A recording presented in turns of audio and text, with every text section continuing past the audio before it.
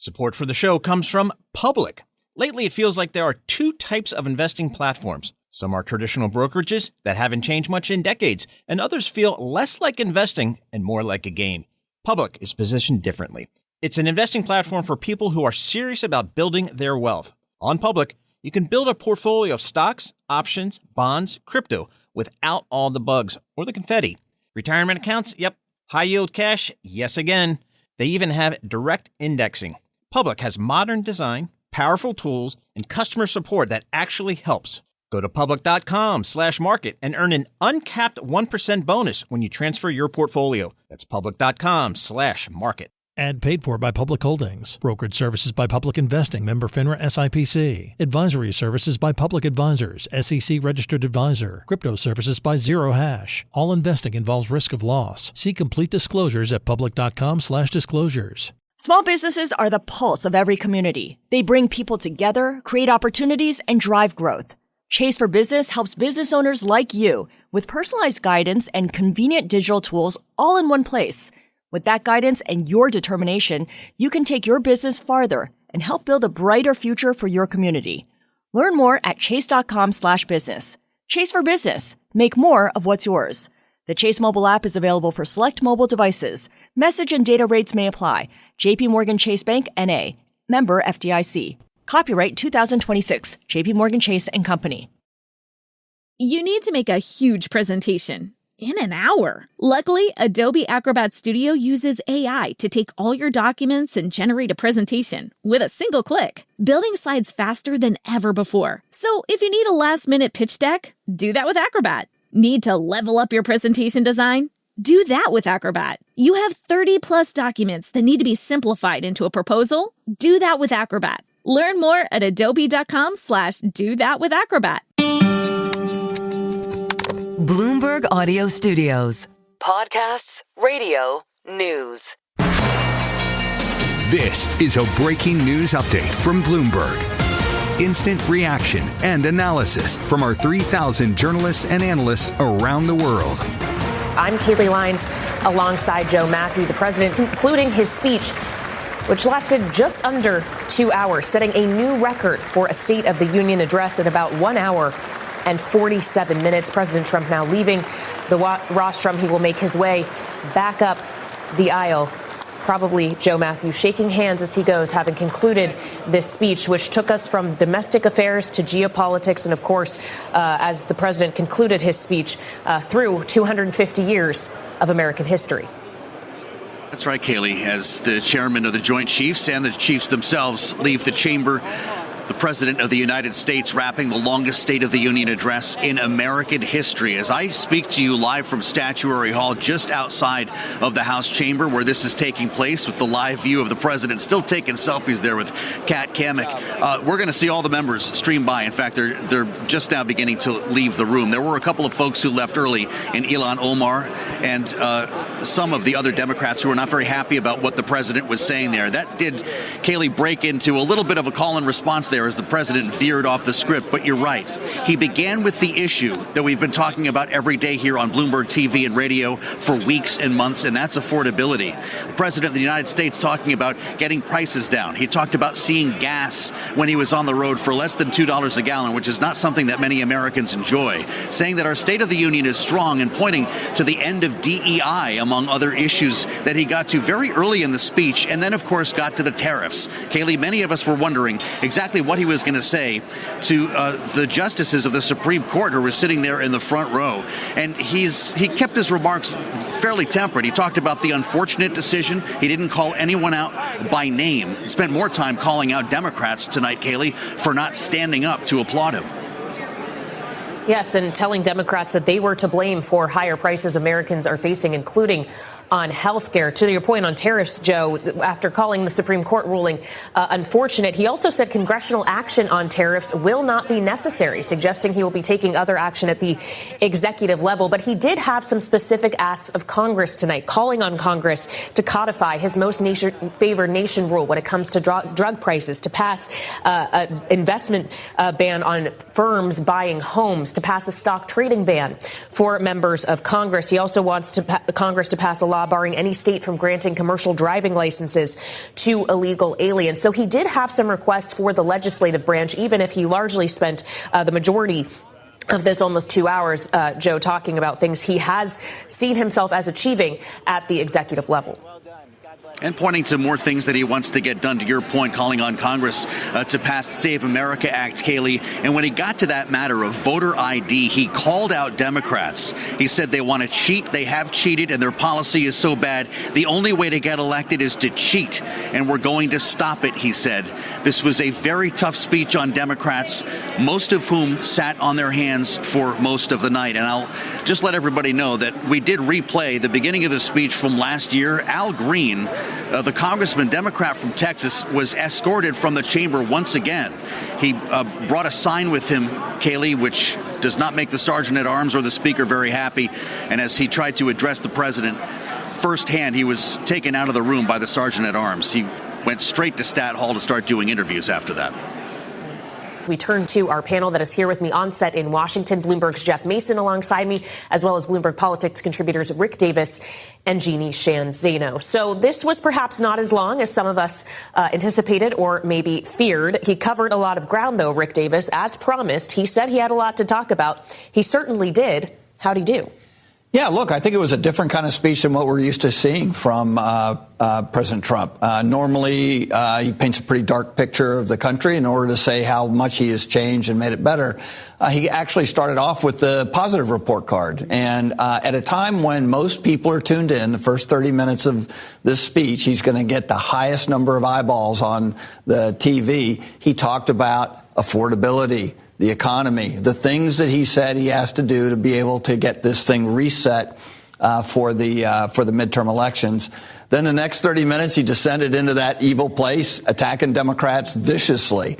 But then he did something that I thought was actually new to him and a pretty good construct, and that is he built the rest of his speech around the great deeds of ordinary Americans, things that they've done to come back from adversity, challenges they met and won. And I think that will be part of what people remember in this speech, are those incredibly important and transformational stories. And he did one after the other on topics that were really key to his administration. Jeff, talking about this kind of narrative reset or lack thereof, is that what the president was able to achieve tonight or not? It doesn't seem like a reset to me. You know, my job as a White House reporter and all the other reporters who are covering this tonight would be to look for the news. And usually we look for new policy, something that he would unveil or suggest this is what I'm going to work on in the coming year. And there just wasn't a lot of that in this speech. I think Rick is right that there was certainly a nice tone at the end that wouldn't be applicable to the entire speech. But that there was a nice tone at the end. But what was new? It was mostly a lot of President Trump's greatest hits, and certainly talking about his defense, which we were discussing before the speech, his defense of his performance, his defense of his administration, of the economy that he inherited, which he blamed on President Biden. Those are all things that are pretty regular aspects of a Donald Trump speech.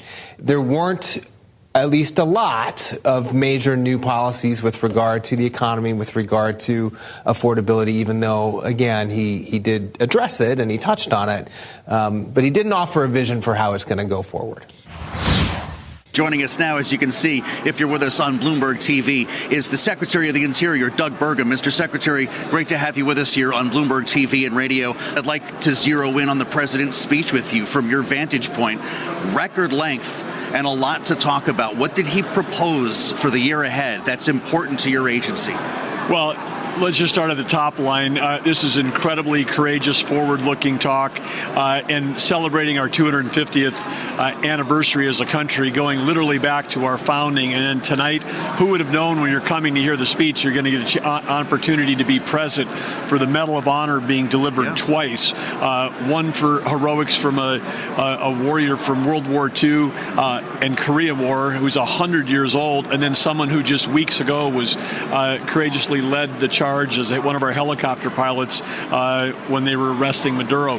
So it spanned the whole 250 years. Yep. But again, I would just say two takeaways: peace around the world, prosperity for Americans, affordability. President Trump's policies turning this country around in the last 12 months. A lot of focus on energy as we expected this evening, as he reminded drill baby drill, but also talked about what he would like to see, the ability of the big tech companies, the hyperscalers, having the opportunity to bring in their own power plants to put aside their data centers, essentially off the grid. Is that something that the Interior Department is in the process of unlocking? Well, absolutely. Through the National Energy Dominance Council that runs out of the White House, that President Trump has asked Secretary Chris Wright and I to lead, Secretary of Energy. We're working hard to make sure that we can do this, have this behind-the-meter capability, BYOP, bring your own power, because we need power. This is about energy addition. There is no energy transition. President Trump understands that we've got to have energy abundance. We've got to be able to sell energy to our friends and allies, including those that have been dependent on our adversaries. I mean, if you're getting energy from Iran or Russia and they're funding terrorism or wars, I mean, we can stop wars and stop terrorism by having energy abundance from the U.S., but enough abundance that we can keep prices for energy here at home low, even with the demand increase, so that we can win the AI arms race against China, which part of that race is who can generate the most electricity, because this is the first time in history you can take a kilowatt of electricity and turn it into intelligence. President Trump understands that. His policy is going to work for both winning the AI arms race and for keeping electricity affordable for Americans. Wait, there's so much there. Do you worry about some of the concern that people have expressed about data centers, the NIMBY concerns, the worry about their electricity bills rising? Is this plan the way around that? Absolutely, because if it's off the grid, it's not putting any burden on the grid itself, and it's not putting any pressure on ratepayers. Matter of fact, in North Dakota, when I was still governor there just 15 months ago, we were completing a $1.2 billion data center, and the electricity rates were going to go down for all the people there, because you're spreading the cost across a big industrial buyer in a rural area. So there are ways where you can add capability, add a big power user like that. And if you do it in the right way, it actually brings power down. So it's only people that would be opposed to for other reasons, including the climate extremists, would come up with a story that says that artificial intelligence is going to raise your rates automatically. That's only with the wrong policies. With the right policies, they'll stay the same or go down. Really interesting. The audience is deeply concerned about the future of that AI race, what it means for this country. The president said a bit about that this evening, but clearly it's one of many priorities that he's pursuing in this new year.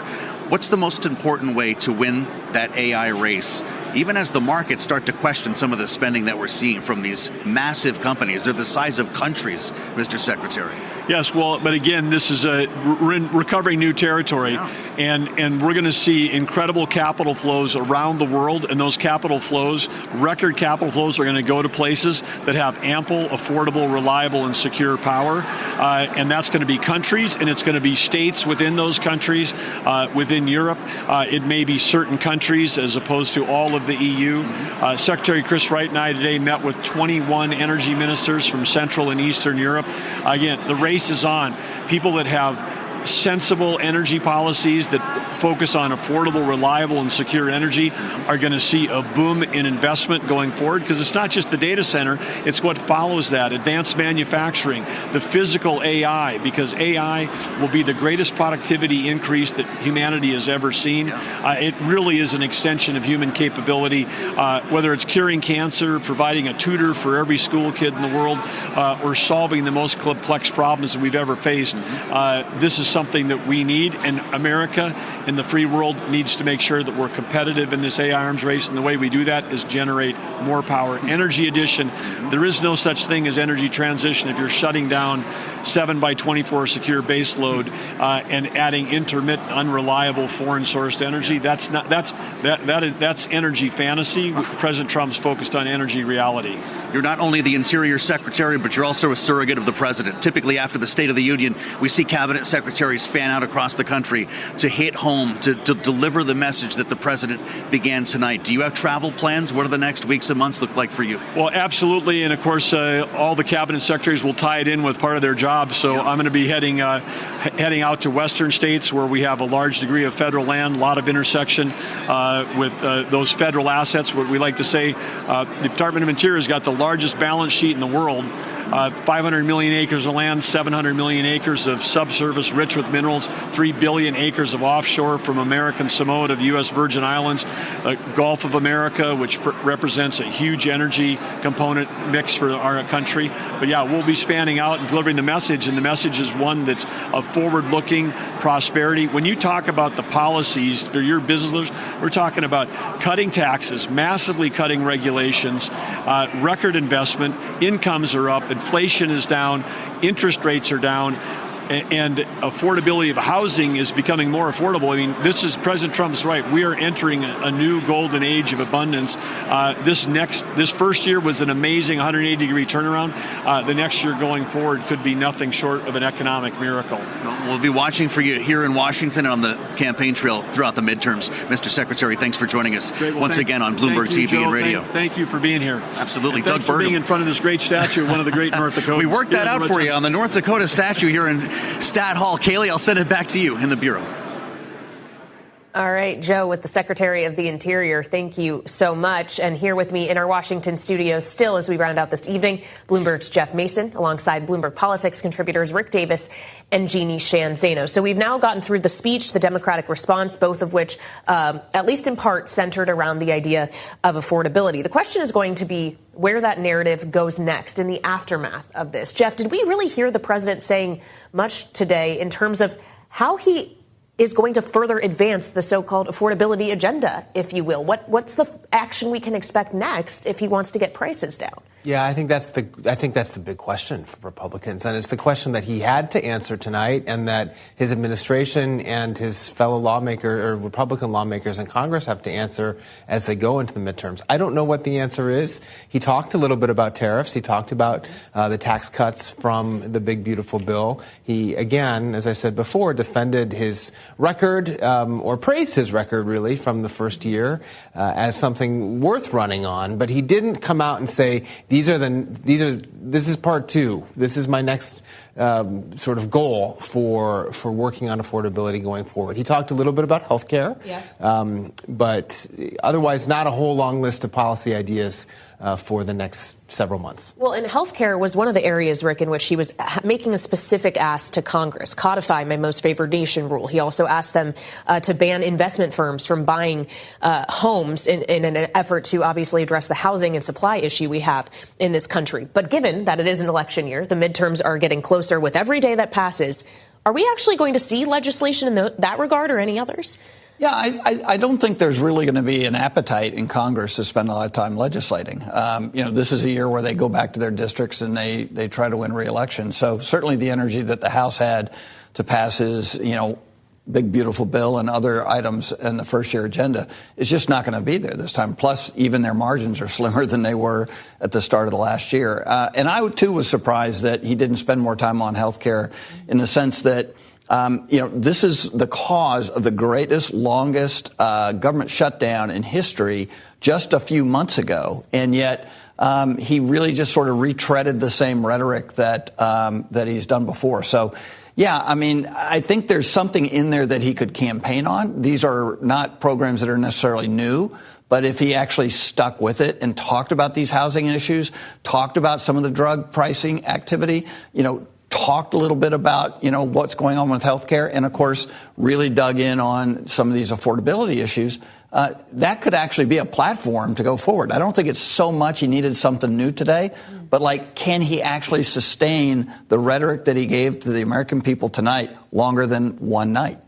Well, that is the question, and not just, of course, his remarks on the economy, but on what is supposed to be his other strongest issue, Jeannie, which is immigration. Knowing he delivered this speech with the Department of Homeland Security still shut down, calling for Democrats to fund it, yes, but did you sense a president that is any closer to reaching some kind of compromise with Democrats on reforms to ICE and immigration enforcement?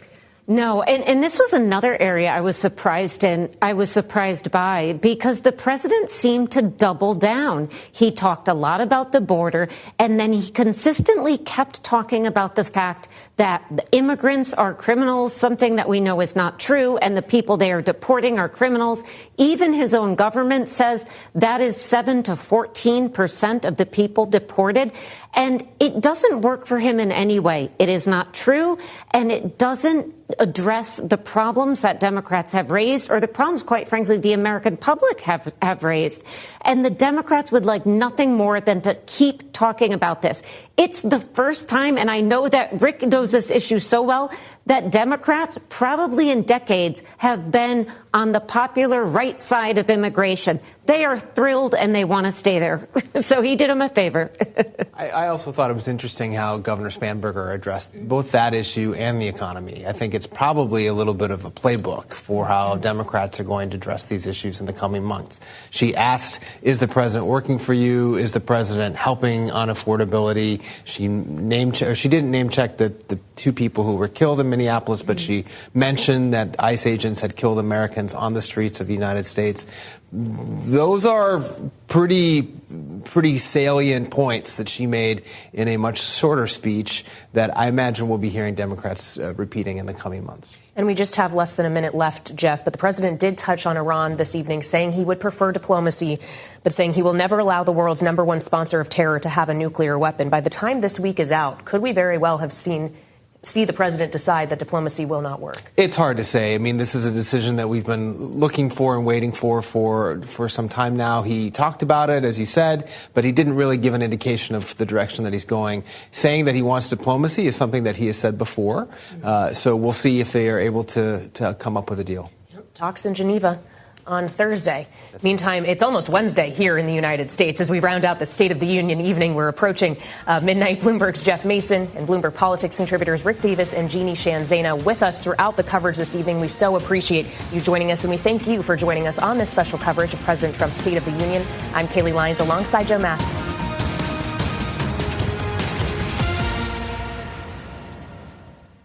Ready to feel healthy this year? Find everything you need at loseweightnow.co. Orderly Meds gives you access to proven GLP-1 medications at a lower cost, backed by real medical professionals. And yes, they ship in discreet, private packaging because it's nobody's business how you're improving yourself. And your journey deserves dignity, privacy, and confidence. Get started today at loseweightnow.co. Individual results may vary. Visit loseweightnow.co and get started today. That's loseweightnow.co. In the heat of battle, your squad relies on you. Don't let them down. Unlock elite gaming tech at Lenovo.com. Dominate every match with next-level speed, seamless streaming, and performance that won't quit.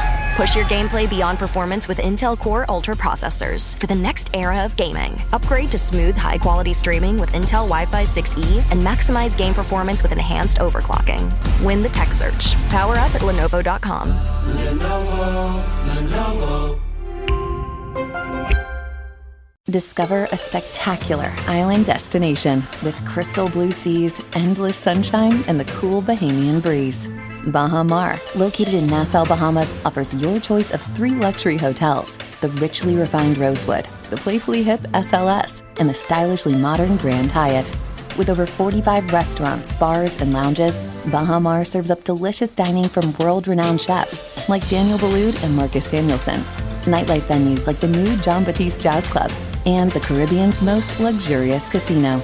At Baha Mar, you'll find every pleasure under the sun and one-of-a-kind experiences for the entire family, like Baha Bay, our 15-acre lush tropical water park, interactive wildlife experiences, including our daily flamingo parade, world-class golf, tennis, spa, and so much more. Visit BahaMar.com today and discover a vacation destination where memories are made for a lifetime. Baha Mar, life spectacular.